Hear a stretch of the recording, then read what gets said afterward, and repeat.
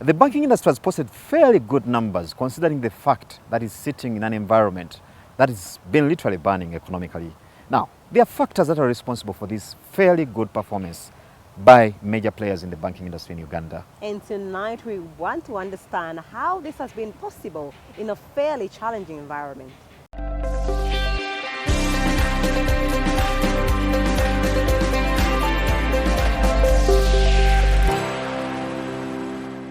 I think the headline in our numbers, in realizing the 110 billion, is really the top line growth. If you recall, in 2020 versus 2019, as a consequence of COVID, we were flat on the revenue line, delivered a flat number of 316 billion.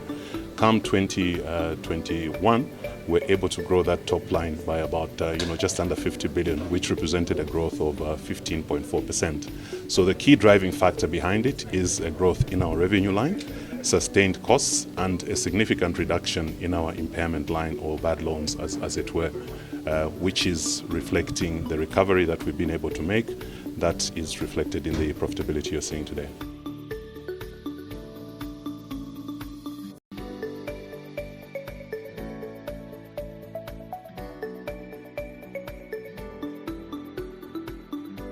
As you know, SMEs are the lifeblood of our economy. I think statistics show that at least 90% of the contribution to the economic activities comes from SMEs, right? And we have product offerings. Say in the SME space, we even have unsecured lending of up to 100 million Ugandan shillings. So we have a number of offerings that we are providing as a way of stimulating growth in the SME space.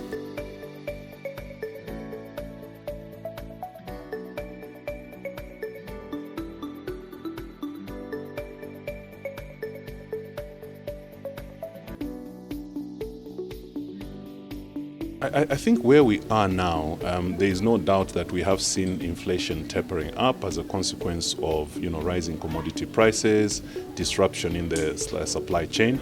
I think our conversations with importers are showing that the cost of transportation, or through say sea transport, is increasing quite significantly, and what that results in is an increase in the cost of products, goods and services. And ultimately, that is something that we are seeing in the economy, something that the central bank has also alluded to, and the Ministry of Finance, in terms of rising prices. So what is the consequence of that? So as prices continue to rise, in the event that we see a continued rise in prices, inflation may tick up. So one of the interventions that is likely to be there to stem inflation in terms of controlling the impact of growing prices would be to revise the central bank rate upwards. So it is a possibility. So rising inflation obviously has impact also on credit appetite, because if inflation continues to rise, there is a possibility that the cost of credit could go up, and as people begin to rebalance their personal balance sheets, there could be a reduction in terms of credit growth as a consequence of an increase in the cost of credit.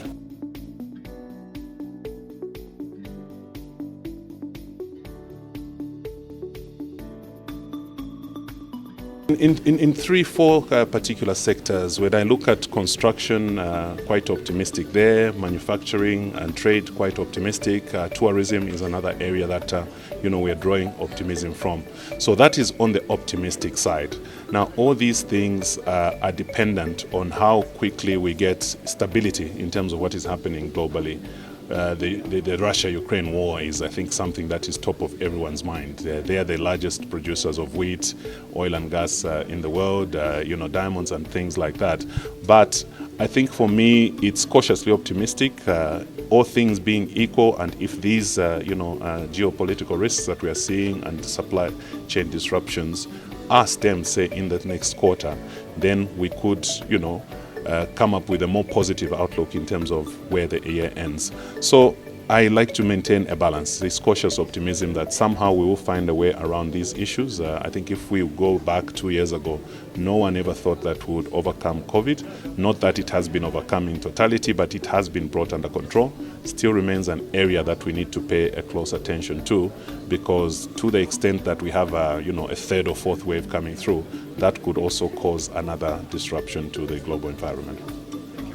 Chris.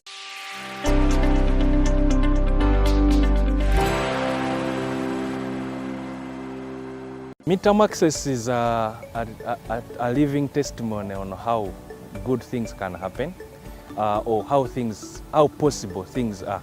When the talk had just started, it was in the mid of COVID, it appeared unrealistic. It appeared unforeseen. It appeared something that cannot happen. But, you know, we've lived to see it happen.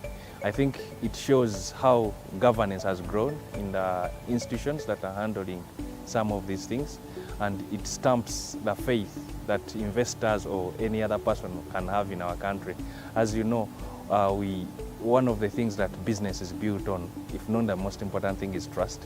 And I think midterm access will go a long way to build trust in the fund. Let's not forget what people are accessing. They are not accessing money from their savings accounts. They are not accessing money from their salary account, or they are not accessing money from a cash relief or stimulus package. This is social security money. And social security money is supposed to come in when there is a need. Like, for instance, what happened during COVID, people needed social security because they were tied down. Obviously, government did what it did. It wasn't perfect or anywhere close to perfect. This is where you need social security. If you have a chance like the eligible members do right now to access that money, it's very important for each of them to remember that this is social security money. And if you don't have a social security need right now, you've gotten a chance to go out there, buy an asset that can be used to give you control of your social security if you can get enough money to invest in. So anyone above 45, it's very important to remember this is social security money. So the difference is once you access it midterm, you have more power to dictate the return you're getting than leaving it in the fund. I think the architects of the midterm access were very, very subtle and smart at what they did. So they put an age limit, a condition. So 45 years, and you have to have been a member for more than 10 years, rules out over 80% of the members. Meaning, whatever you can access as 20% doesn't have a significant impact on the size of the fund. Let's not forget that NSSF is the biggest like social security fund in the region, not only in Uganda. It's the single largest, meaning our economies in East Africa depend a lot on borrowing money from NSSF. So as an economy, it's very important that we have a strong NSSF. So what I look at as an observer from the other side, also a member of the fund, is that 20% can actually steer an extra 20% growth in membership, and the impact is positive to the fund.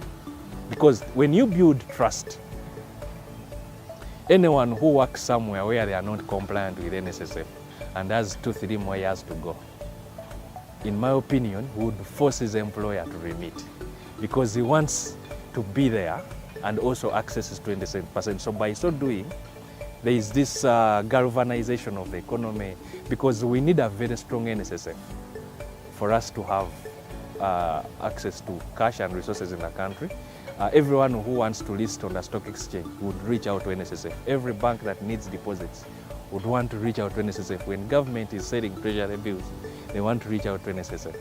And we need a strong NSSF, of course rooted in deep governance, a trust. I think the 20% is going to build the trust for people in informal employment to put pressure on their employers to say, hey, we need to be part of that. If you're not giving me that, I'm going the other side, because for them they do have that. People are selling shares on the Uganda Securities Exchange, and we need to task this information to come out. We thank programs like yours, which bring out spotlight on business. And these are companies that are run. They collect money from us every day.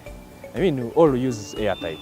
There's a company that sells airtime that is listed on the stock exchange. We all pay for power bills. There's a company that gives us a bill every month. Now these days you actually pay for the coming month, not the previous month. These companies, we need to interrogate, are they making money? instead of me trying to put up rentals, can I buy a stake in this company and I share from their hard work as I take the passive step to do this? A lot of those questions have to be asked.